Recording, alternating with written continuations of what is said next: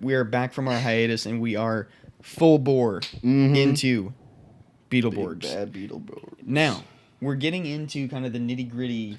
Yeah. I want to say Monster of the Week because that's what Power Rangers and like X-Files and shows like that do.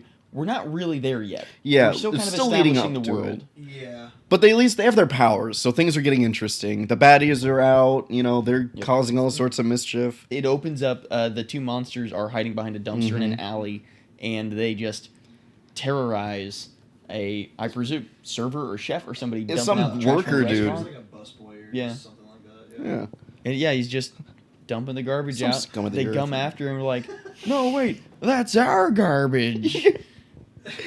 And His reaction is at first just so much confusion and then just terror.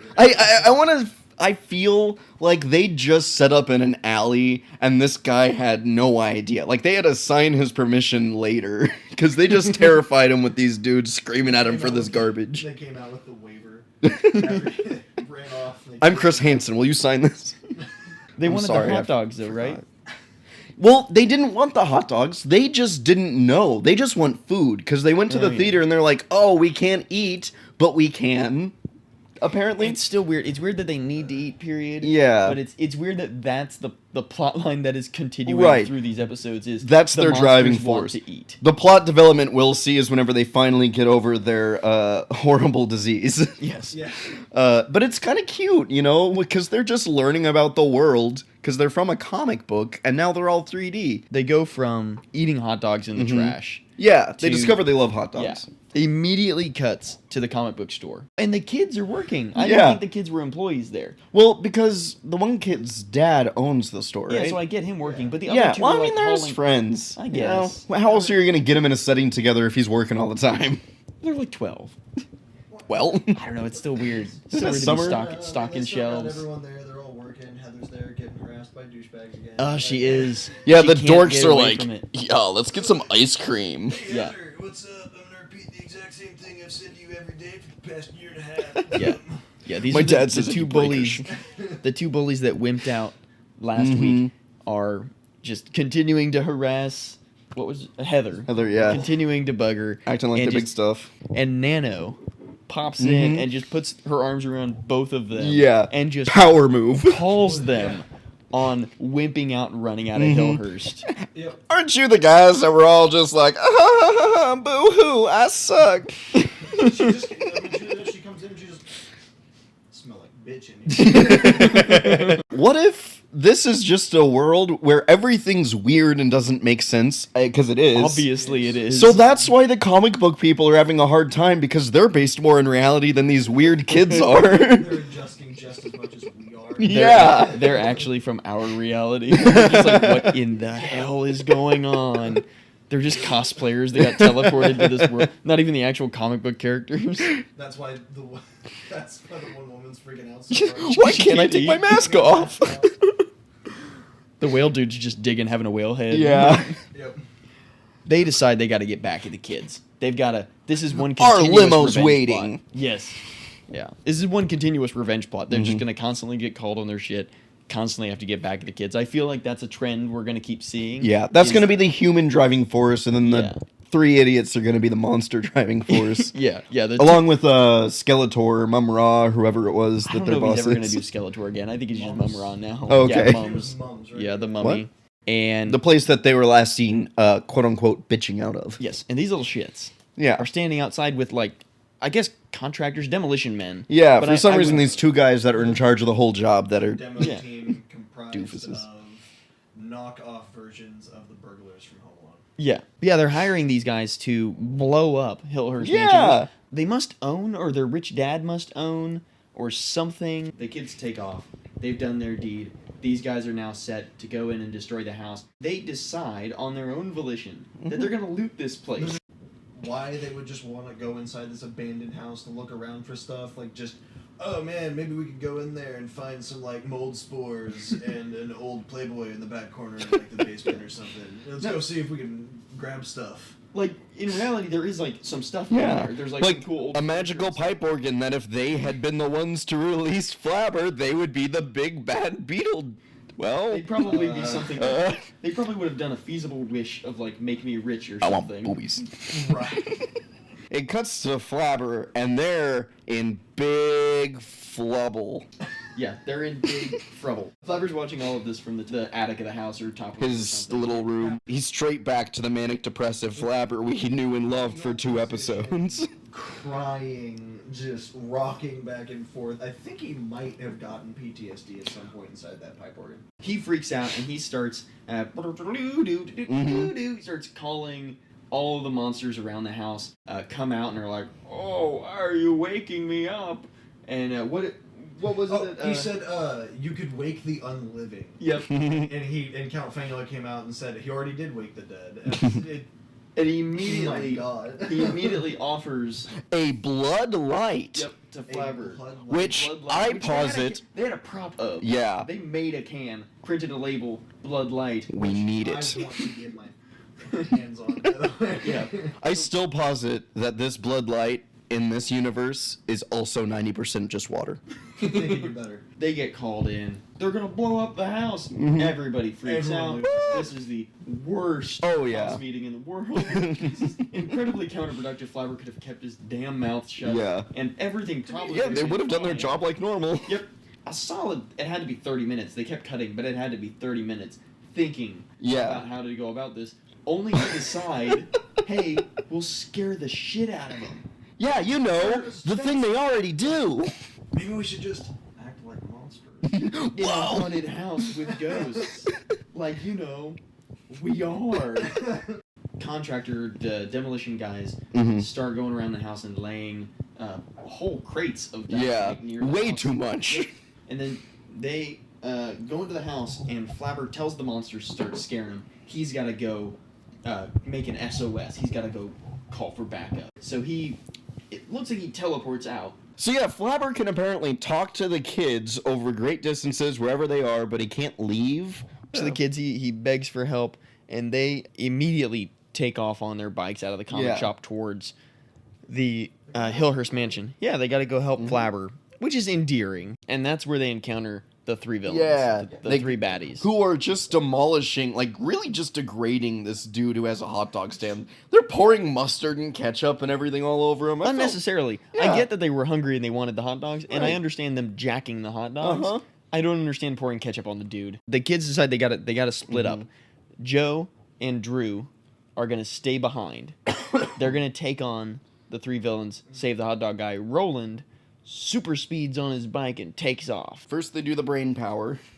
Yeah, Yep. the brain powers are they gumballs? Yeah, it was a gumball No, machine not marbles. that's inexplicably by this hot dog stand Joe just in all her might.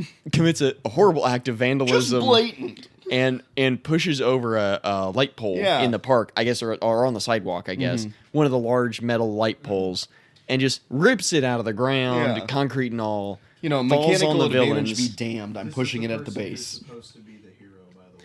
Yeah. And I get it, but again, Mm-hmm. it's still weird. Yeah. It's just one of those things of like, Why the that? yeah, Specifically like that move. the She whole could have picked up a car and put it on.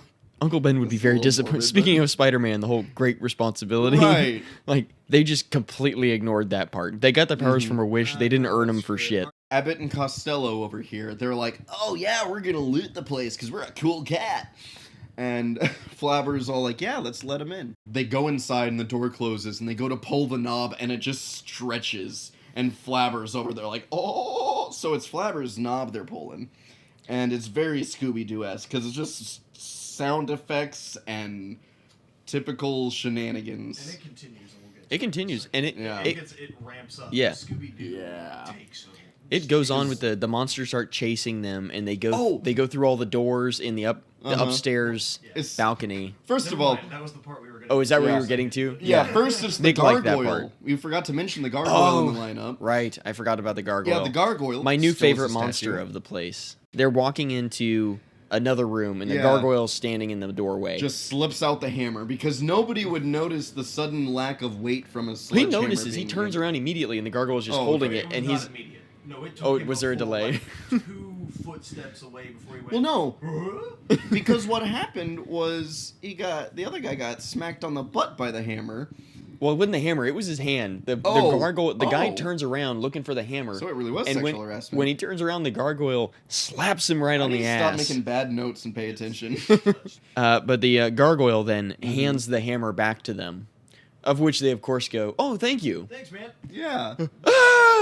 Hold up. That's where the Scooby-Doo era chase begins. Yeah. That... What does Dracula dude say? Oh, he says, hits on him. "I'd like to Says, drink. I want to suck your blood. You're just my type." Yeah. So yeah, they chase him around the house, and then Flabber opens the door as Roland is about to charge in and knock the door down. Which, why didn't he let him in the first time Roland tried opening the door? It's beyond me. Because he's Flabber and he thought it'd be funny to That's hold a true. giant pillow and catch him. When Joe and Drew show up, sure enough, the three villains have followed them. Yeah. And they're kind of sitting outside looking at what's going on. So they call up, and let me see, I think I wrote... Magnavox, or Magnavore Jets. Magnavore Jets. Yeah. Neat name. Yeah. Has no meaning behind it. No. But neat name. They call up some Magnavore Jets. It looks like 3, but they realize that this is going on. They're like, wait a minute. If they can call stuff out of the comic books, because the portal's still open, we can call stuff out of the comic books. We could use the Beetleborg AVs. Yeah. Which is absolutely just attack vehicle. Yeah.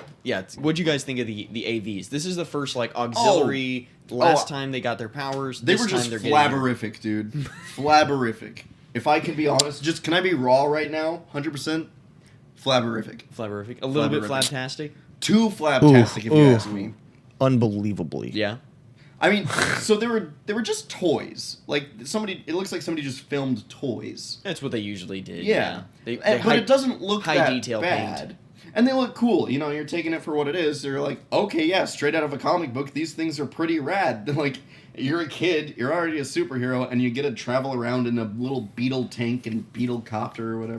Yep. Basically a tank. It's got treads, and it's got a cockpit that's on a turret. Mm-hmm. And at the front of the cockpit are these 2 large pincers that are like the Hunterborgs claws things that stun gun Roland has. Yeah, the stun gun thing that Roland has. And then the blue is pretty much the same as the Hunter one. I think it's on treads or large tires. Yeah. Maybe it's built for speed. Yeah, and it's got like blasters on the end of it and electric powers of some kind. Yeah. And then red is like a hovercraft helicopter thing with 2 big propeller. Oh, jets somebody has a on the side. laser. I think the green one has a laser cannon on the top. Right. Yeah. That just dominates. Yeah. And they get a pretty cool... They summon a base out of the ground. Yeah, what was it called? Beetle Battle Base. Yeah. That's what it was. Flabber is supportive AF. He's giving him high fives. He's out of his depression. He's going manic. We love him again. Yeah. And they have He's on the upswing. all those cool transition sequences when they're getting these vehicles. Those cool comic panels. Yeah. Pulling them out, putting them in real life, Yep. seeing them on the comic book. And it looks so cool. Yeah. When they're loading into their cockpits, into their pilot seats, it is like... I'm sure it's got to be Japanese footage. Yeah.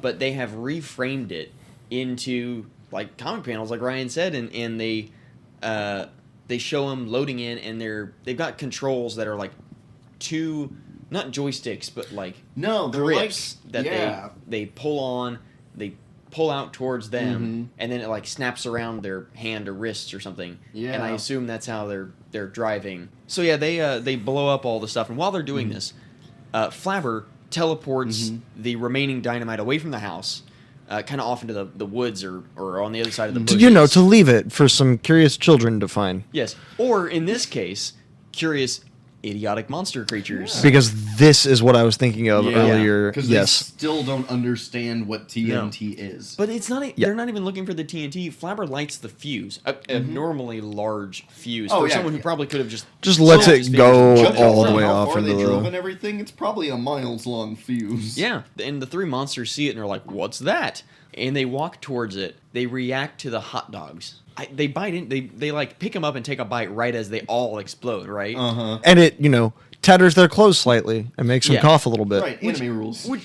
I feel like they're not supposed to be that powerful. Yeah. Like, these are supposed to be like the comic relief sub-villains of the big bad guy. And they can absolutely take just a ton of TNT exploding. Yeah, they literally on top of them. A huge pile of TNT Yeah. right to the face, and just So they go back to Flabber. They go back Yeah, to the base. kids and go back to Flabber base. is just ecstatic. Yes, he is sitting at his organ, playing and serenading the kids with Flabberific, Flabtastic. There's And one it's- guy that just finds that hilarious. Yes. And is like, put that in everything. Yes, there's one dude in the writer's room whose sole job is to come up with Flabber puns, and I dig it. He's making the show for me so Oh, far. yeah. Flabber erotic.